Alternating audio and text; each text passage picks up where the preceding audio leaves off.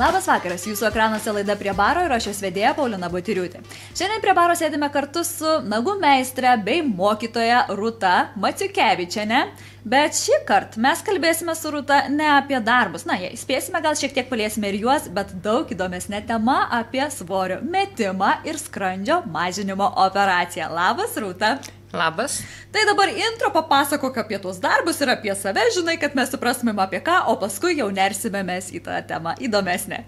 Tai šiuo metu aš esu manikiūro meistrė, tuo pačiu metu ir dirbu Marijampolės profesinio rengimo centre, mokytoja, mokom jaunas merginas to pačio amato, o šis dalykas kaip skrandžio mažinimo operacija, tai yra iš tikrųjų, kiek pastebėjau, ir internete, ir tarp žmonių kalbų yra labai daug mitų apipintas.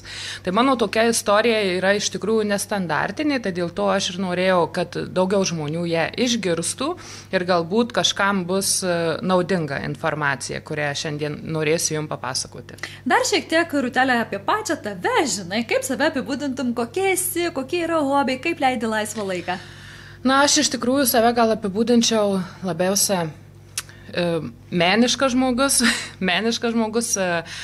kūrybiškas, realiai stengiuosi dabar, jaučiuosi tokiame jau brandos amžiuje, kaip įsivaizduodavau anksčiau, kad kai užaugsiu, tai jau ten galėsiu, viską turėsiu, tada jau galėsiu piešti, pasinerti į kūrybą, tai dabar aš jau jaučiuosi šitą momentą subrendusi tam, kad aš jau galiu ir išmokinti kitus jaunus žmonės, ir paduoti ranką ateityje šitam kelyje, tai ypatingai ir manikiūro, bet ta prasme, šitas rytis, jinai apima labai daug kompetencijų, reikia tikrai labai daug dalykų išmanyti, nuo medicininių, techninių, fizinių, cheminių ir įvairiausių dalykų. Tai tikrai nėra labai paprastas darbas, kas gali atrodyti iš šono, kada dirba meistras žmogus ir jam atrodo viskas labai lengvai gaunasi, tai tam iš tikrųjų reikia labai daug metų.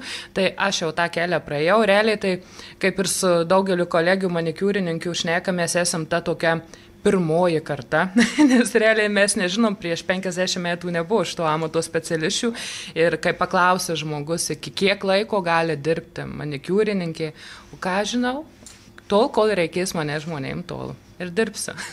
Gerai, nebekankinkime žiūrovų ir neriam į tą temą, kurią žadėjau. Tai papasako, kaip atrodė tavo gyvenimas dar iki to viso sprendimo, kad apskritai tai nori padaryti, kaip atrodė tavo diena, kasdienybė, papasako taip tokį visą įvadą. Iš tikrųjų, tai mano gyvenimas apskritai tai nieko nepasikeitė, gyvenu taip pat kaip ir gyvenau, niekados neturėjau kažkokio blogo santykio su savim, ta prasme, kad aš apie save blogai galvočiau, aišku, kaip ir kiekvienai moteriai, išvelgiam kažkokių savyje trūkumų, ten vienos ten darosi vienokias plastinės operacijas, kitos kitokias, bet apie šitą dalyką aš niekados negalvojau, nes nebuvo pas mane tas toks jau kritinis didelis viršsvoris, nes apskritai žmonės įsivaizduoja, kad tokias operacijas darosi žmonės tuos, kuriuos jau reikia per langą keltuvais išnešti, bet iš tikrųjų tai yra netiesa, tai yra dėl daugelio priežasčių. Tai kaip ir mano atveju, tai tiesiog vyko, aš buvau pas šeimos daktarę, tarp kitko dar nespėjau jai padėkoti, nes nesikraustė iš Marijampolės. Pas šeimos daktarę įprasta darbo medicininės knygelės patikra ir pastebėjau, kad jauna specialistė galvoja, aš jau iš tikrųjų buvau praėjusi ir laikau, kad jau parėmusi visus populiariausius Lietuvos mitybos planų sudarinėtojus, visi Marijampolės sporto klubai ir apmaudas buvo tame, kad niekados nepavyko rezultatų pasiekti. Niekados neturėjau kažkokio perdėto didelio santykio su maistu, kad turėčiau persivalgymų problemų, bet tiesiog niekados net ir stipriausi planai nedavė norimo rezultatų, arba tas rezultatas buvo labai trumpalaikis. Rūta, kad būtų aiškiau, tai šitų metu, aš suprantu, buvo tokių paieškų dietų, buvo kažkokių mitybos planų. Visas gyvenimas. Visas gyvenimas, ar ne? Tai tada kiek tu tuo metu svėri, sakykime, gal taip, kad įsivaizduotumėm, tas taškas į... Kaip tai atrodo? Gerokai virš 100 kg. Gerokai virš 100 kg, bet kadangi aš esu aukšta, tai tas kilogramų skaičius gal ir nebuvo vizualiai taip labai ryškiai matomas, dėl to, kad ant skirtingo aukščio žmonių skirtingai ir matosi. Ir vyko tada pokalbis ir klausiu iš daktarės, sakau, gal aš jau sakau viską, esu išbandžiusi, sakau, niekas nepadeda ir čia jau labai daug metų ilgalaikė perspektyva, nes šiaip realiai nuo ankstyvos jaunystės nuolatinės dietos, po to dietą ją numeti, po to įvyksta kažkoks vėl lūžis, ir nuolatos kažkokiam tokiam procese ir visą laiką tas gyvenimo būdas, nuolatinis gyvenimo būdas iš tikrųjų. Ir man jinai atsisuko, sako, darykis skrandžio operaciją ir man ta pilna mintis, tai ką aš jau tokia stora, kad jau man reikia skrandžio operacijos. Bet gerai, tai mintyse tik tai pagalvoju, bet gerai, galvoju, pasakok, įdomu. Pasakot, sako, mano labai daug klientų pasidarė, yra tai gerai, sakau, jeigu jūsų daug klientų, pacientų, tiksliau, ne klientų yra daug pasidarė, tai sakau, papasakokite, su kokiom pagrindiniais šalutiniais poveikiais susiduria ir kokios didžiausios rizikos po šios operacijos yra. Tai pirma, sako, neteksi daug svorio, antra, didesnis pasitikėjimas savim, daugiau energijos ir visa kita. Iš tikrųjų, tai žmonės po operacijos panašaus tipo, nes jų įvairių tipų yra, tai dažniausia, jeigu ir susidarė su kažkokie šalutiniais poveikiais, tiesiog dėl to, kad patys nesilaikė daktarų rekomendacijų ir patys savo veiksmais gali pasidaryti to, kad tiesiog nusalinti organizmą iki tiek, kad po to gali reikėti gulėti ligoninėje organizmo atstatymui, bet šiaip iš esmės, tai kiek ir dabar neseniai buvo pas savo profesorių, kuris mane operavo, tai per metus laiko dar nei vienam pacientui nebuvo kažkokių būtent su operacija susijusių šalutinių poveikių, apart to, kad netekimas svorio. O tau kas nors Rūta paaiškino tuo metu, tai kodėl tau neveikia tie visi, tos visos dietos, kodėl tau nepavyko tokiu, atrodo, įprastų būdų, kurį žinom visi, sportas ir maistas, numesti svorio? Tai aš į šitą klausimą gavau atsakymą, tik tai nuvykus, nes aš iš pradžių neturėjau jokios intencijos. Nes turbūt gydytojai neskuba, žinai, kad ateini, žinai, aš nepavyksta man numesti svorio, darykis skrandžio mažinimo operaciją. Kažkaip labai skamba taip. Niekas iš pradžių nerekomenduoja, visą laiką įprastai, kai tu nuvyksti pas daktarą, jų dabar šiuo momentu yra labai daug, o aš įsirinkau ir pagal daktarės rekomendaciją operavausi privačiai pas profesorių Antaną Mickevičių. Labai toksai, kaip pasakyti, racionalaus proto žmogus, šnekantis labai žemiška paprasta kalba, nemedicininiais terminais. Ir tikrai nei vienas daktaras nesiūlys šios operacijos, jeigu prieš tai nebus imtasi įvairiausių dalykų, kaip dietologija, sportas ir visi kiti dalykai. Čia yra tik tai jau paskutinis, nes realiai tai reikia suprasti, tai yra operacija, tai yra intervencija į tavo kūną. Ir, tai yra vis dėlto svarbus sprendimas. O negali sumeluoti. Pavyzdžiui, atėjau, ar ne, ir sakau, iš tikrųjų nieko nebandžiau, nes tingėjau, bet, aš viską išbandžiau, man niekas nepavyko. Galit jau man daryti operaciją? Pavyzdžiui, bet mano profesorius daktaras net nedarytų, nes jisai ir tokiu principu dirba, kad sako, aš tau duodu meškerę, o žuvį pasigauni pats. Ir po šios operacijos tai nereiškia, kad viskas man daugiau gyvenime nieko nereikės daryti, aš galėsiu valgyti, ką noriu, kada noriu ir kiek noriu, ir man laikysis visą laiką mano svoris toksai pat. Ne, čia yra tik tai įrankis, kad netekti to antsvorio, kurį jau tau savo jėgom arba dėl sveikatos, kur, pavyzdžiui, kaip man daktaras po tyrimų paaiškėjo, kad mano kasa yra sugadinta nuo nuolatinių dietų, jaunystėje, nuo tų ten įvairiausių. Nuo to gyvenimo būdo. Nuo to gyvenimo būdo ir tiesiog, kad išimties atveju jisai priėmė sprendimą dėl to, kad mano nei kūno dar indeksas neatitiko, nes šiaip kiekvieno, aišku, ten, kad ir pasakysiu, ten svorio ar ūgį niekam tai nebus rodiklis, svarbiausias rodiklis yra kūno masės indeksas, tai yra KMI, labai lengvai apsiskaičiuojamas visiems žmonėms Google įvedus, ir jeigu kūno masės indeksas siekia 40, tai šiuo momentu šio operacija yra atliekama nemokamai. Nemokamai. Anksčiau buvo reikėdavo už įrankį susimokėti, ko gero 1600 eurų kainuoja privačiai, ten kainos, jau kaip privačiam sektoriuje, o šiuo momentu yra nemokama, tai kam reikia, tai turėtų suskupti, nes kaip neseniai, kai kalbėjau su profesoriumi, buvo rezultatų prisidavimui. Važiavus, tai sako, gali greitai apsižiūrėti, kad tikrai yra labai didelis poreikis ir tiesiog ne visi žmonės, kurie nori ir kuriem reikia, gali spėti į šitą tarpą, kada yra padaryta, nežinau, įstatymai keičiasi nuolat, viskas kaip ir sako, čia nėra pati tokia gyvybę gelbėjanti, nors kai kuriems žmonėms tai tikrai, tiesiog gyvybę gelbėjanti, o mano atveju tai tiesiog vien dėl tos priežasties, kad aš perspektyvų sulieknėti gyvenime neturiu, nebent per milžiniškas kančias ir tai būtų tik tai viskas laikinai. Dėl to, kad mano kasa viską absoliučiai ima, ką besuvalgyčiau į kaupimą, ne? Kaip įprastai normaliam žmogui, valgyčiau su normaliu žmogum patiekalą, tam žmogui į kūną nueina procentas, ir jisai jį galų gale palieka, o pas mane lieka visas 100. Tai nesvarbu, ar tai bus 800 kalorijų, ar tai bus 3000 kalorijų. Ir nebuvo, kaip ir prieš tai minėjau, kažkokie nei perdėto ryšio su maistu, kad ten kažkokie apsivalgymai saldainių niekad nemėgau ir dabar aš jų nemėgstu. Ir gyvenimas visiškai nepasikeitė, nes pradžia tik tai tiesiog po operacijos yra ta tokia kelios tos savaitės, tokia kaip kūdikėlių mityba prasideda, nes vis dėlto vis tiek ten buvo operacija, skrandžio mažytė dalis yra nupjauta, o toliau tiesiog mėgaujasi maistu lyginai taip pat, taip kad būtų aiškiau, tai tiesiog, kai mes pavalgom, jaučiam malonumą, tai vieni žmonės jaučia malonumą nuo didesnės lėkštės, kiti nuo mažesnės lėkštės, tai tiesiog po šios operacijos jauti tą patį pasitenkinimą maistu, tą patį malonumą, tik tai po labai labai mažytės porcijos. Kai, tarkim, kaip pavyzdys valgytai visą steiką, tai čia nuo pusės steigų sėdi ir tau labai šilta ir malonu. O daugiau niekas nepasikeitė ir viskas, tik tai tiek, kad minus 40 kg.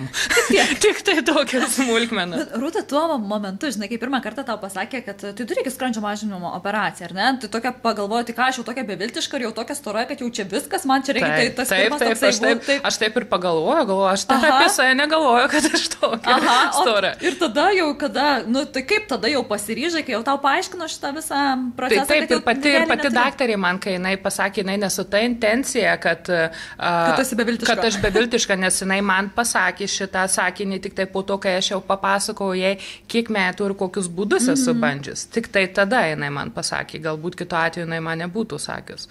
Tai taip pat ir su profesorium vyko ilgas pokalbis ir tyrimai ir jisai priėmė tą išvadą, sako, šiaip, sako, dar tavo dydėje tikrai neoperuojama, nes nesiekia KMI, bet, sako, mes, pakol kas, sako, neturi su antsvoriu susijusių jokių gretutinių ligų.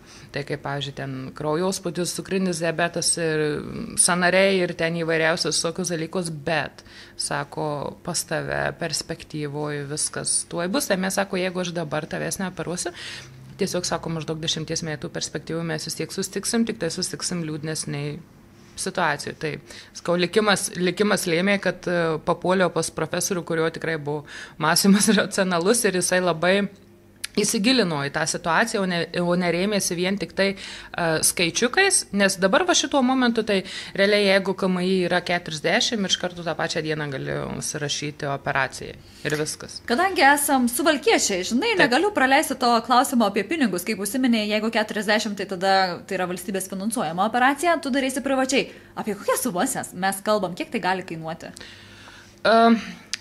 Man tuo momentu pasisekė, aš mokėjau 3000 eurų, nes tiesiog, kadangi profesorius vykdo įvairiausius projektus, Amerikoje, Londone, universitetuose jisai dėsto ir jisai norėjo Lietuvą įvežti naujovę, tai kaip skalpelį pjaunantį ne rankiniu būdu, o elektra. Ir už tai, kad aš jeigu sutinku dalyvauti tam projekte, jisai mane po susitikimo už mėnesio užoperuoja ir vietoj 6000 man reikėjo susimokėti tik tai 3000, tai realiai čia tik tai man tai pasisekė, dabar jau to projekto nėra, o maždaug privačiai tai apie 6000 kainuoja, bet, ta prasme, nėra reikalo, kada jinai dabar yra finansuojamas. Skirtumas tik tai tas, kad aš norėjau labai greitai, čia ir dabar, užsidegus ir nereikia laukti pusę metų, o dabar, kaip šnekėjau su daktaru, tai įprastai šiaip pusę metų laukdavai eilėje.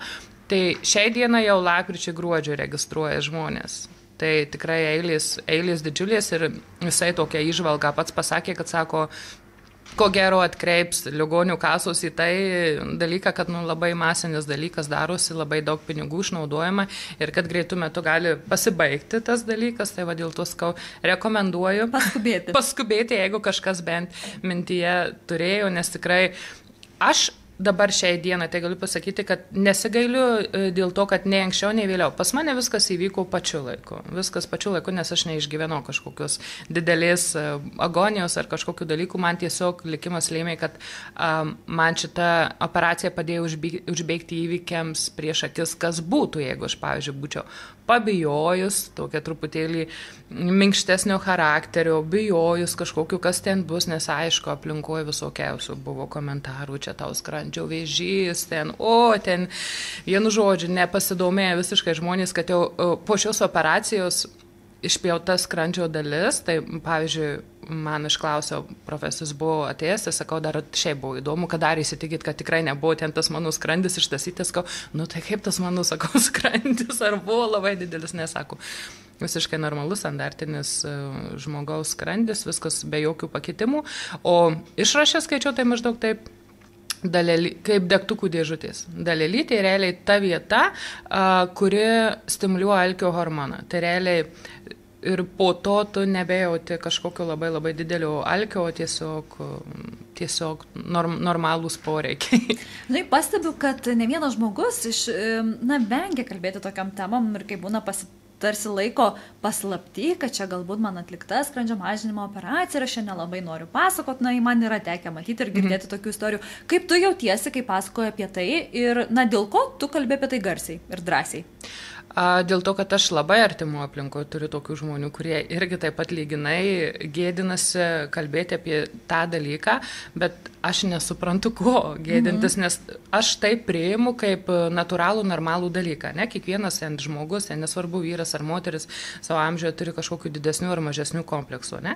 Tai jeigu tu jų turi, tave jie netenkina, net ten moterys kokių, dar tik tai neprisidaro plastinių operacijų ir eina, ten visiems rodo ir ten viskas ok. Šito slėpti nereikia. Ir šito slėpti nereikia, reikia tik tai apnuogyti, rodyti ir visi ploja, o čia aš priimu tai kaip iš sveikatos pusės. Ta prasme, čia yra ne tiek, kiek estetiniai, bet kiek iš sveikatos pusės, jeigu tu žmogus planuoja toliau gyventi ir nori gražų, sveiką, aktyvų fizinį gyvenimą ir tam, kad tu netaptai savo kūno įkaitų, tai aš manau, kad čia yra nuostabus dalykas, kurį gali padėti savo ir investicija į savo tolimesnę ateitį, energiją ir į sveikatą, nes iš tikrųjų gyvename tokiais laikais, kad tikrai, aš pati asmeniškai galbūt nebuvau niekad labai susidūrusi su kažkokiam kritika, arba gal tiesiog, kad aš toks žmogus, man truputėlį kaip nuo žąsies vanduo, gal aš jeigu ir buvau, gal aš jos ir negirdėjau, nes mane ir nesupratau, nes aš su savim nebuvau susipykus niekad, aš apie save blogai negalvojau, man viskas buvo ok, bet tiek, kad tas kompleksas taip visai buvo normalu ir aš su juo sustvarkiau, tai va dėl to ir sakau, kad tiesiog kalbu garsiai, kad užmotyvuot žmogų, kuris galbūt būtent tik tai dėl šito dalyko nedrįsta. Galbūt jis nieko daugiau nebijo, tik tai, čia ką žmonės pagalvos, pagalvos apsisuks ant kulno ir tuo ir pasibaigs ir viskas. Dar pakalbėkime ir apie tą psichologinę būtent pusę, nes neretai žmonės kažkaip įsivaizduoja, kad jau kai numesiu svorio, jau kai sversiu mažiau, atrodo kažkas gyvenimas, kardinaliai viskas pasikeis ir jeigu man dabar gyvenimas netoks mielas, tada pasidarys viskas labai rožinėm spalvom. Ar tau kažkoks toks įsivaizdavimas buvo? Buvo, papasakok. Šitas tai jau, nes būdavo tokių pamastymų, galvoju, dabar tai jau kai būsiu liekna, tai darysiu ten ten, man jau atrodė kažkur ten kažkas atsivers. Ir nieko panašaus, iš tikrųjų. Šiai dienai galiu pasakyti, visiškai nepasikeitė gyvenimas. O ką tu tikėjaisi, koks tas esminis pokytis bus? Kad aš galėsiu kažkokias veiklas daryti, kad laimingesnė, nes kažkur galbūt per prastai atrodo, kad kažkokią veiklą daryti, kad kažkur eiti, kažkur įsitraukti, galvoju, gal dar reikia pasistengti, kad, gal to pasitikėjimo tada daugiau savim įgausi, bet realiai tai viskas tik tai galvoje, tai aš manau sutapo man šitą operaciją su mano tiesiog jau to kaip asmenybės subrendimu, kada jau atėjo tie atsakymai natūraliai galva ir viskas tiesiog tuo pačiu momentu sutapo ir kad tikrai niekas nepasikeitė, nes galbūt irgi galvoju, čia laimė kažkokia, niekas, jokios tos laimės kažkokios kitokios, jeigu tu pats žmogus jos nematai kasdienybėje, nesusikuri ir jos su šituo būdu tikrai nebus. Realiai tai vien dėl sveikatos ir dėl meilės savo parodymų ir dėl ateities perspektyvos, kad būtų sveika, energinga ir toliau galėtų daryti gerus dalykus.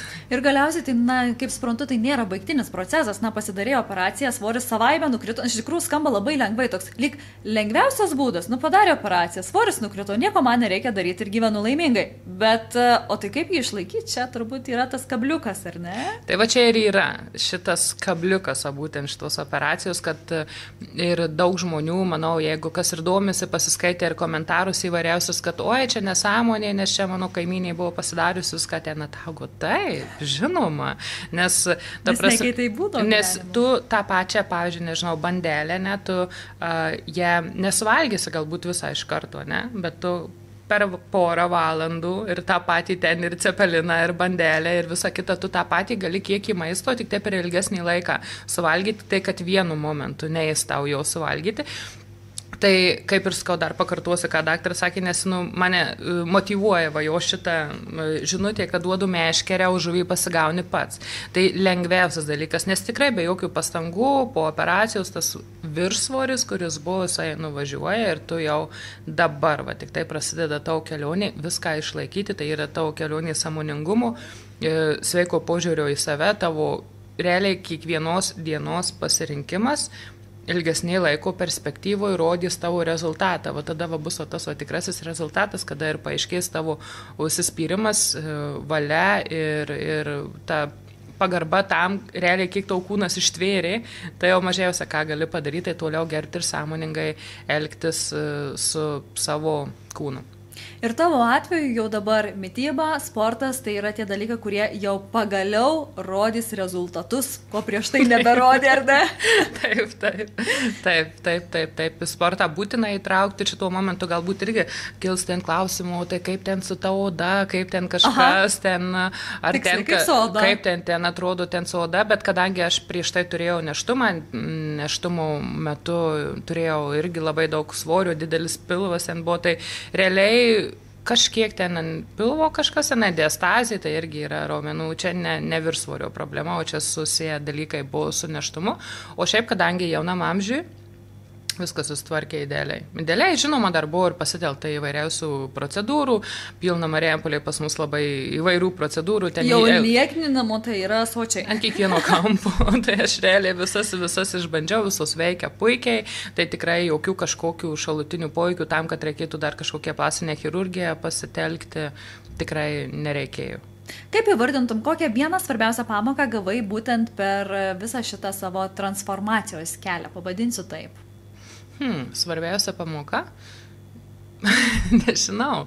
Svarbiausia pamoka, tai kad tiesiog galbūt, kad tie dalykai, kurie atrodė prieš tai kažkokie labai svarbus, kaip ir sakiau, kad kažkokią laimę patirs ar kažką, iliuzija. Iliuzija tiesiog daryti dalykus dėl savęs ir džiaugtis ir mylėti save visokią visų pirma, o po to tie dalykai, tiesiog, čia skau, aš kažkaip labiau priėmiau iš šitą transformaciją iš sveikatos pusės ir į ilgalaikę laiko perspektyvą, o ne tai kaip į vidinį kažkokį dalyką, nors lūkesčių buvo, bet tie lūkesčiai nepasiteisino. O ko šiandien dienai linki savo ir ko palinkėtum kitiems? Linkėčiau savo tai ištvermės ir valios ir siekių, kūrybiškumo ir niekur savęs jokiais. Kada žmogus kūrybiškas yra, tai dažnai kažkokio mintim save užsiblokuoja, tai stengtis tuos savo visus blokus sustvarkyti, kad jų nebūtų, daryti dalykus, kurie patinka man, kurie teikia naudą ir kitiems žmonėms. Ir turiu ir šiuo momentu įvairiausių projektų, minčių ir tikiuosi ateityje kažkas pasiseks, o kitiems žmonėms tai drąsos, svarbiausia drąsos, jeigu nori kažkokį tai pokytį, nebijoti, nes viskas tik tai į gerą. Aš prisimenu, prieš pat operaciją sėdžiu su operacijos konsultante, įvyko ten dar įvairūs specifiniai ten procesai, prieš sėdžiu kojant kojos susidėjus ir bajeriukus mes skaldausi, atsisuku, sako, bet tau tai viskas bus ok, sako, po operacijos, kaip gali būti kitaip.